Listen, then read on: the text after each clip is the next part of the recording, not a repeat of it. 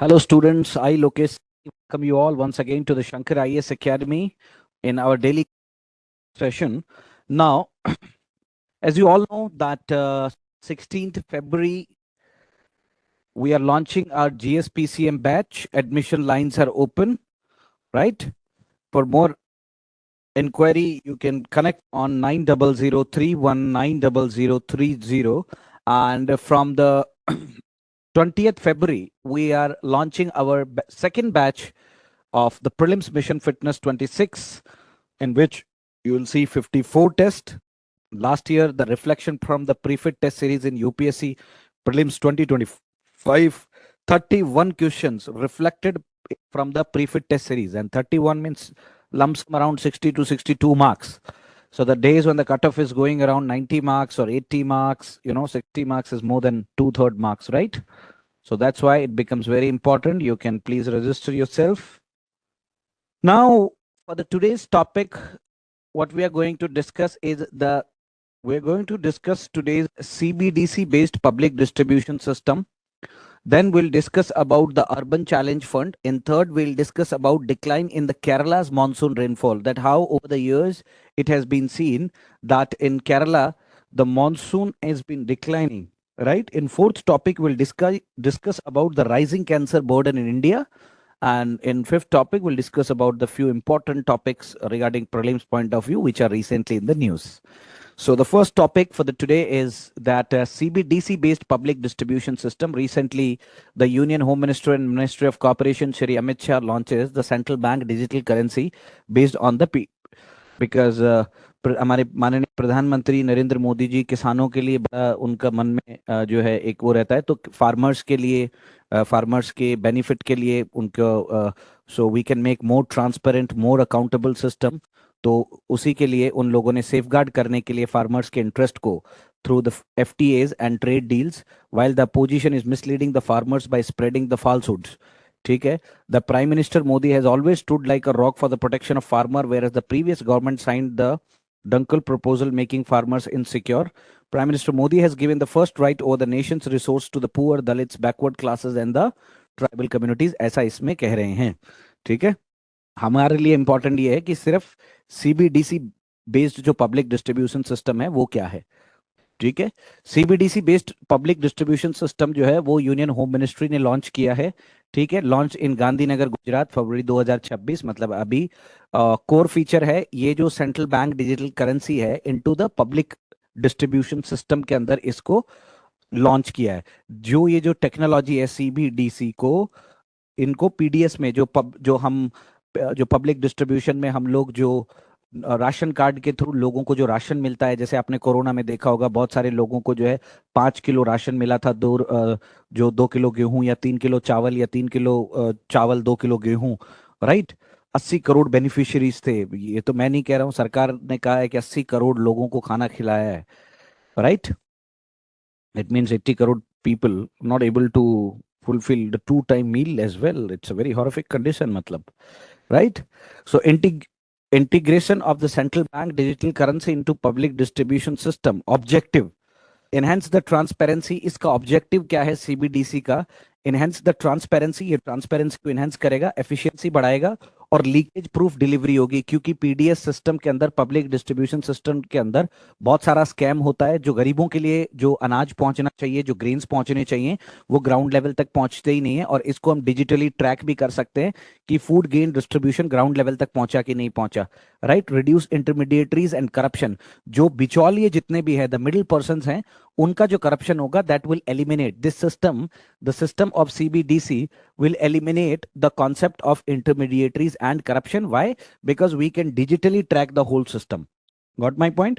Now, what is CBDC? A legal tender issued by the Reserve Bank of India. It will be a legal tender issued by the Reserve Bank of India. ठीक है. Digital form of sovereign currency would be there. It was announced in budget 2022-2023. फिर उसके बाद RBI ने एक pilot project launch किया था 2022 के अंदर. और रिटेल CBDC है, ये पब्लिक यूज के लिए होगा. The retail CBDCs will be used for the public use and the wholesale CBDC would be for interbank settlements. So the wholesale will be used for the interbank settlements and the retail CBDC would be used for the public use. और legal basis ये जो इसका CBDC का है, that comes from the RBI act 1934, ठीक है, 2022 to include the digital currency. और PDS जो है हमारा पब्लिक डिस्ट्रीब्यूशन सिस्टम, इसका की कॉन्सेप्ट है, क्योंकि आर्टिकल 21 में भी राइट टू लाइफ है, क्योंकि राइट टू लाइफ में इंक्लूड करते हैं हम लोग कि भाई हर आदमी को जो है राइट टू फूड भी है, ये सुप्रीम कोर्ट का इंटरप्रिटेशन है। और आर्टिकल 47 में हमने देखा है कि स्टेट की रिस्पॉन्सिबिलिटी है कि सब लोगों का जो है न्यूट्रिशन लेवल वो है रेज करें सोसाइटी में, बिकॉज हमारी सोसाइटी में there are some social levels like some social diseases, which is and these diseases are caused from the malnutrition, right? There are a lot of problems regarding malnutrition, like child stunting is there, child wasting is there, right? And a lot of people are suffering from anemia and other things also. And legal framework was provided in 2013 by the National Food Security Act 2013, that right to food is fundamental for everyone. And today's coverage is around 80 crore beneficiaries of this National Food Security Act. Every month they are getting 5 kg food grains per person per month. Everyone is getting 5 kg food grains per person per month. Got my point? And this scheme is covered under Pradhan Mantri Garib Kalyan Anna Yojana. Implementing ministry is Ministry of Consumer Affairs. Guys, you have to look at this very carefully कि UPSC में सवाल पूछ सकते हैं कि जो PDS system है, जो पब्लिक डिस्ट्रीब्यूशन सिस्टम है, इसको कौन सी मिनिस्ट्री चलाती है? Then the answer would be ministry of consumer affairs, food and public distribution. Ministry of consumer affairs and food and public distribution, ये आपको यू शुड रिमेंबर। यहाँ पे मिनिस्ट्री ऑफ एग्रीकल्चर अगर आए तो कंफ्यूज मत हो जाना, मिनिस्ट्री ऑफ फाइनेंस आए तो कंफ्यूज मत हो जाना। Ministry of consumer affairs would be the correct answer for this, ठीक है। सीबीडीसी इंटीग्रेशन, अगर पीडीएस में जैसे ही हम सीबीडीसी को इंटीग्रेट करेंगे पीडीएस में, operational features, digital currency based transaction settlement, कोई भी जो सेटलमेंट होगा डायरेक्टली पैसे देने की जरूरत नहीं है, कोई करप्शन नहीं होगा, digital currency based transaction settlement हो जाएगा। कैश हैंडलिंग कम हो जाएगी, बिल्कुल रियल टाइम ट्रांजैक्शन रिकॉर्डिंग हो जाएगी, ऑन द स्पॉट पेमेंट आया गया, ठीक है। अन्नपूर्णा मशीन है, डिस्ट्रीब्यूट करती है 25 kilo grains in 35 second, ensures accurate quantity, that will ensure accurate quantity, standardise quality and digital authentication, कि भाई हाँ इतना राशन गया है, राइट। हम लोग डिजिटलाइज कर रहे हैं कि किसको कितना राशन भी मिलेगा, मतलब how much grain is being distributed, it will be recorded in the system, so it will enhance the transparency and it will enhance the accountability. Then we have linked with the DBT, that is direct beneficiary transfer, and one nation, one ration card. And there will be one nation, one ration card would be there. Now, with reference to the central bank digital currency in India, consider the following statement. CBDC is issued by the Reserve Bank of India. It's a legal tender. Okay. CBDC was introduced through an amendment to the RBI Act. Okay. The wholesale CBDC is meant for primarily for retail consumers. No, it is for the payment settlement for government. Payment settlement. So the correct answer would be 1 and 2 only. 1 and 2 would be the correct answer. Yes, 1 and 2 is the correct answer, because wholesale is being used for the this one. If you have ये देखो, wholesale is for the interbank settlements. It was used for interbank settlements. Now, Urban Challenge Fund UCF है, Urban Challenge Fund है, New Central Fund to drive urban development, right?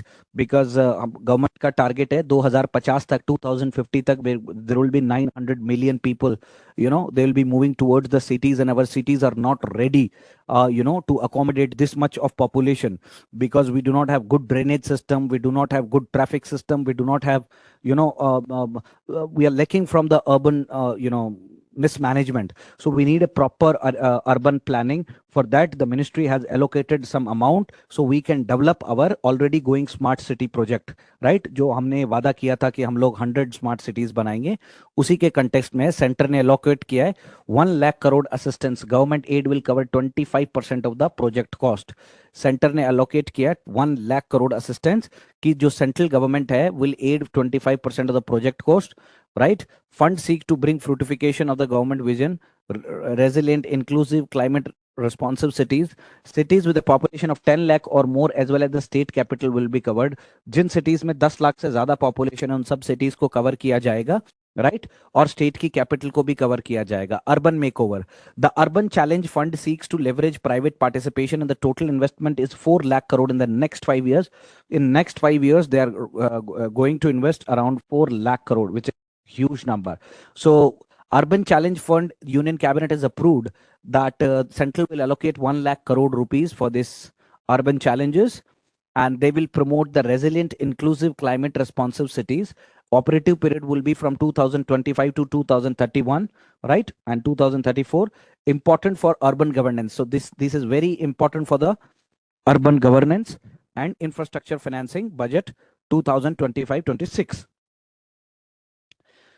And what are the eligibility criterias. जिस भी city के अंदर 10 लाख से ज्यादा population होगी उसको कवर करेंगे. उस स्टेट का, जैसे अगर सपोज राजस्थान है तो जयपुर को कवर करेंगे, और राजस्थान के अंदर अगर कोई जितनी भी सिटीज हैं उन सिटीज को कवर करेंगे. ठीक है. Major industrial cities 1 lakh plus population. ठीक है. जो भी इंडस्ट्रियल सिटीज है उनको भी कवर करेंगे. स्मॉलर अर्बन लोकल बॉडीज, हिली states, northern eastern states, population based on the 2025 estimates. These are the funding structures. आप देख सकते हैं over the period of years, right? Popularization rate of rural water use, pre-urban fixed asset investment, pre-rural fixed asset.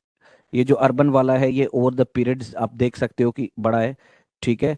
Pre ruler जो है, ruler वाला विचारों का बड़ा है, but on an average stagnant जैसा ही रहा है. बट अर्बन एरिया के अंदर जो है वो ज्यादा हुआ है. लेंथ ऑफ रूरल रोड्स आपको देखने को मिलेंगी. ठीक है. No doubt about that. The length of urban roads, urban area में आपको देखो रोड्स ज्यादा बनी है as compare to the rural areas. मतलब अर्बन एरिया का डेवलपमेंट ज्यादा हुआ है as compare to the rural area. आप देख सकते हैं whether it is asset investment, whether it is income in the rural areas, whether it is income in the urban areas. If you comparative means urban areas have seen more development as compared to the rural areas. Now, what will be the funding structure? The central will assess 25% of the project cost, minimum 50% funding to be raised from the market. So, or jo central will assist in only 25. So, remaining out of 75%, the 50% of the funding would be from the municipal bonds. Either they should take from bank loans or PPP models, and based to market linked urban financing. Now, we have shifted our whole focus from the grant based market to the from the grant based to market linked urban financing for the urban financing. Now, credit repayment guaranteeing scheme. That what is the credit repayment guaranteeing scheme? Central will provide a loan guarantee up to 7 crore. Central will provide a loan guarantee up to a 7 crore or 70% of a loan, whichever lower for the first time loans. ठीक है. After successful repayment guarantee up to 7 crore और 50% whichever lower for the next loan. ठीक है. Purpose improve इससे होगी credit worthiness. Encourage करेंगे municipal जो municipal bond market को है, help smaller city access the finance, और इससे छोटी सिटीज को भी जो है वो फाइनेंशियल एक्सेस मिलेगा. 5,000 crore corpus is dedicated to enhancing credit worthiness of 4,223 cities. मतलब for the enhancement of 4,023, only 500 crore rupees is being 5,000 crore. Okay, so 5,000 is a good amount. 5,000 crore rupees has been dedicated. This is the Ministry of Housing Urban Affairs. So this is the Ministry of Housing and Urban Affairs. Smart City Mission ho gaya. Central assistance would be around 48,000 crores. Number of project 5,151. Number of cities targeted 100. Smart City proposal in crore, that is 2.5 lakh crores. And number of rounds for selection, that will be 4 rounds of selection. Central will assist in 48,000 crore, and these 48,000 crore rupees will be invested in these 100 cities. And in 100 cities there are 5,151 projects are going on 5,151 projects for 48,000 crore rupees will be spent on them. Now, with reference to the Urban Challenge Fund, consider the following statement. Central will fund 50% of the project cost under UCF. No, they will not fund 50%. They'll only fund 25%.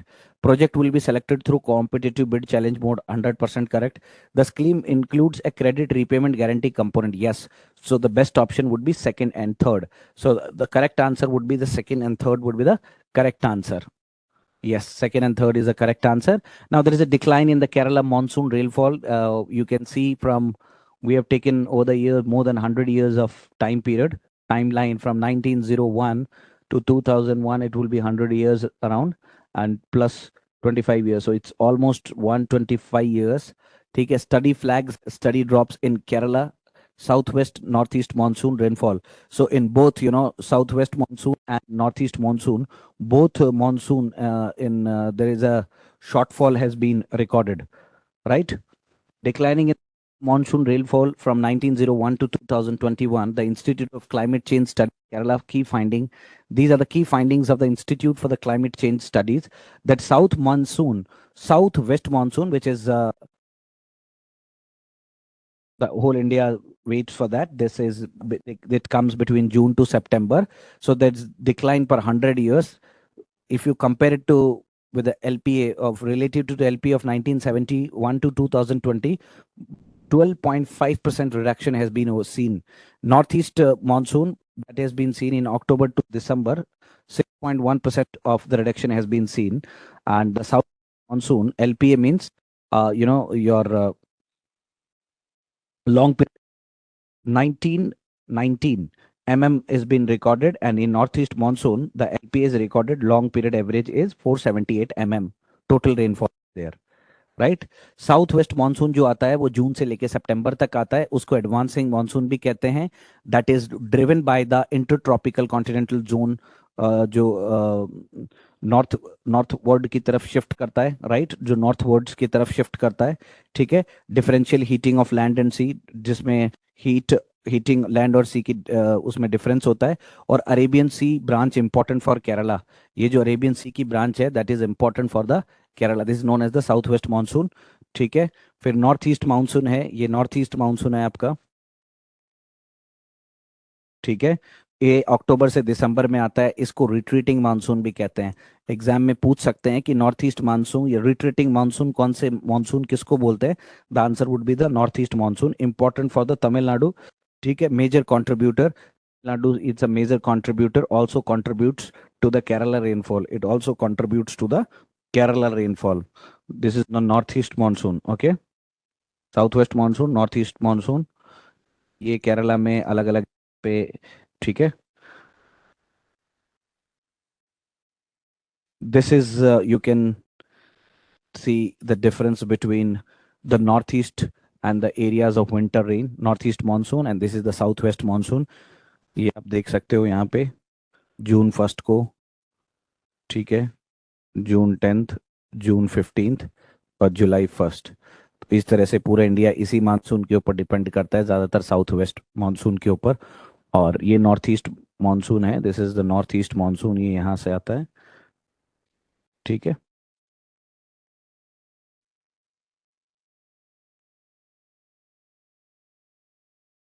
South west monsoon decreasing trend in all district except Idukki. इस इडुकी को छोड़ के बाकी सब districts के अंदर it has been recorded except this district. It has been recorded. It's all in these all district. It has been reduced. The rainfall has been reduced. Got my point? ठीक है. कोट्टयम द सिग्निफिकेंटली डिक्रीज सबसे ज्यादा हुआ है. Kottayam, Alappuzha, Kollam and the Pathanamthitta. Kannur, Wayanad, Kozhikode, Malappuram and Palakkad. Idukki significant increasing trend है. इडुकी में significant decreasing trend in all district except Idukki. Idukki insignificant increasing trend है, यहाँ पे ज्यादा बढ़ रहा है. North east monsoon decreasing in all district except Kasaragod. North east monsoon में डिक्रीज हो रहा है सारे डिस्ट्रिक्ट्स में एक्सेप्ट द कासरगोड. ठीक है. Significantly decline in Wayanad, Palakkad, Kottayam. In all districts of Wayanad, Palakkad, Kottayam, the rainfall has been reduced. So it is a very drastic, you can see at a district level trends. It has been recorded over the the timeline of 100 years is being taken to analyze this situation. Got my point? 2025 rainfall is 2,925 mm. That is plus 1.2% from the LPA, near normal overall. Southwest monsoon is 87% of the LPA and northeast monsoon is 79% of the LPA. Extreme event. In 2018, excess rainfall, major Kerala floods would been there. In 2018, the excess rainfall was there. So that was the reason why the Kerala have floods in 2023, one of the driest year, southwest monsoon deficit. South west monsoon की वजह से 2023 के अंदर अभी तक का सबसे driest जो है वो सीजन आज तक का जो है आया है. And then there is a climate change in monsoon as per the IPC ARC 2120 IMD climate assessments है. There is a key observation has been found into this particular report कि यहाँ पे देखा गया है कि extreme rainfall event जो हैं वो बड़े हैं और शॉर्ट ड्यूरेशन हैवी रेनफॉल ज़्यादा बढ़ गए हैं. मतलब बहुत कम टाइम के लिए बहुत तेज बरसात होती है जिससे अचानक फ्लड आ जाती है, just like cloud burst like situation हो जाती है.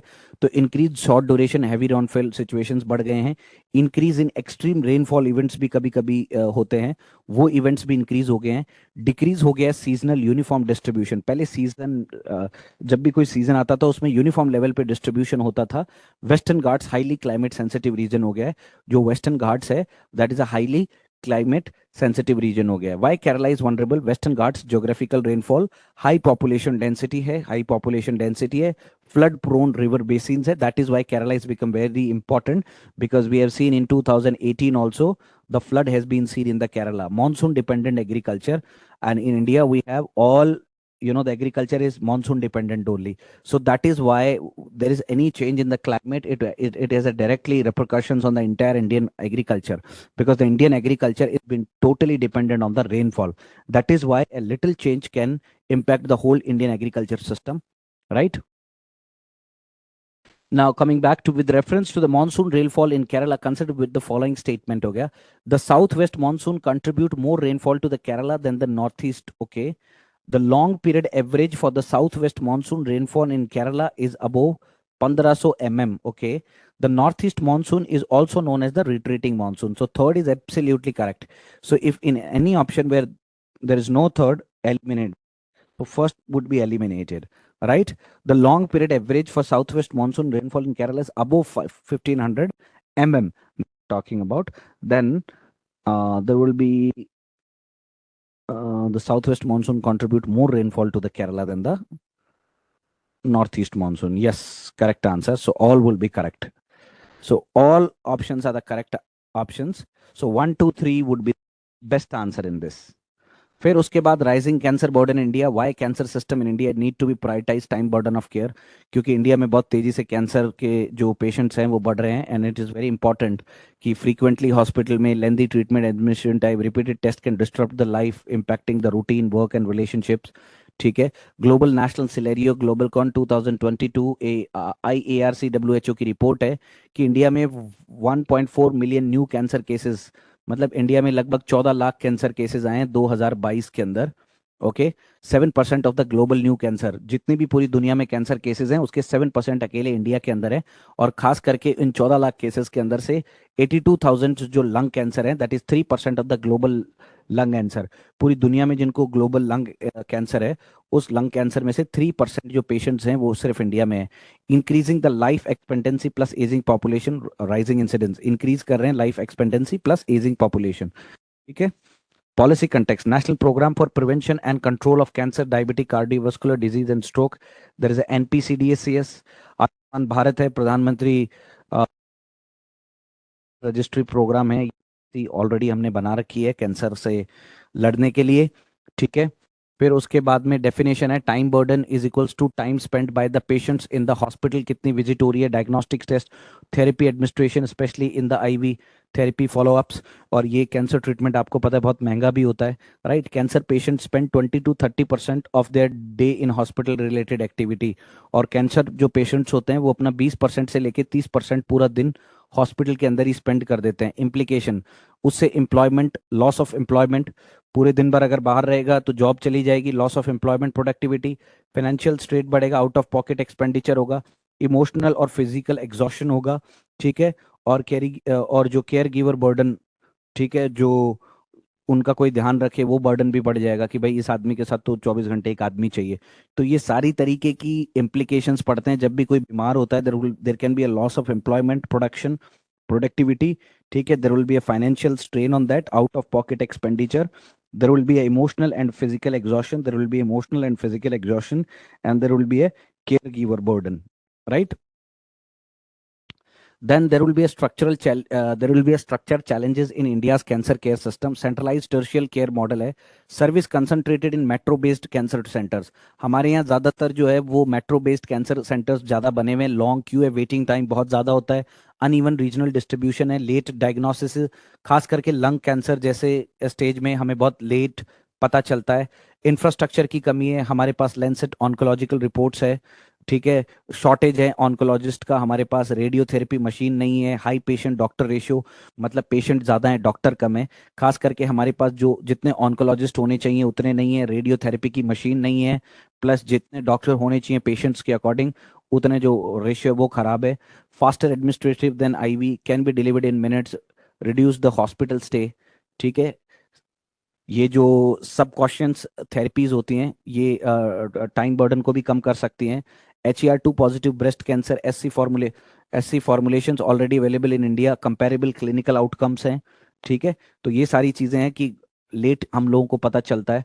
ब्रॉडर पब्लिक हेल्थ गवर्नमेंट जो what is the perspective, right to health है, आर्टिकल 21 इंटरप्रिटेट करता है सुप्रीम कोर्ट जूरिस्प्रूडेंस का कि right to health is also a part of fundamental right. Now universal health coverage हम दे रहे हैं WHO फ्रेमवर्क के अकॉर्डिंग. प्रोडक्टिविटी लॉस होगी, इकोनॉमिक ग्रोथ जो है उसका नुकसान होगा, जेंडर्ड केयर गिवर बर्डन बढ़ेगा, वुमेन डिस्प्रोपोर्शनली अफेक्टेड हो गया. सस्टेनेबल हेल्थ सिस्टम गोल्स हैं, डिसेंट्रलाइज करना है हमें कैंसर सर्विसेज को, स्ट्रेंथन करना है डिस्ट्रिक्ट कैंसर सेंटर्स को, और टेली ऑन्कोलॉजी डिजिटल फॉलोअप जो डिजिटल जैसे अपन डिजिटल स्टडी करते हैं, मैं यहाँ बैठ के पढ़ा रहा हूँ, you are sitting at your house, तो ऐसे ही हमें डिजिटल ऑन्कोलॉजी को डिजिटली डॉक्टर्स को अवेलेबल करवाना है for consultation. Public private partnership होनी चाहिए और अलाइनमेंट करना पड़ेगा हमें आयुष्मान भारत योजना के साथ और नेशनल डिजिटल हेल्थ कार्ड के साथ.